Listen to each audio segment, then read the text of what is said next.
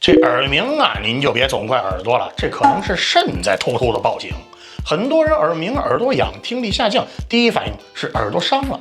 那《黄帝内经》里一句话点破了根本：肾开窍于耳，耳朵呢只是窗口，真正供养它的是肾气。像是熬夜、用脑过度、情绪长期紧绷、耳机戴久了，最后伤到的其实都是肾气。内经里就说得很直白了：肾气足，耳能闻五音；肾气亏，耳窍先失养。这类耳鸣呢，多半带有几个特点：声音像蝉鸣、嗡响，还常常会反应慢，记忆力下降。平时有空呢，可以多做做这几个养肾护耳的小动作。第一个，揉耳垂。耳垂呀是肾的反射区，拇指、食指捏住，顺时针、逆时针各1分钟，搓到微热就行。第二个，鸣天鼓。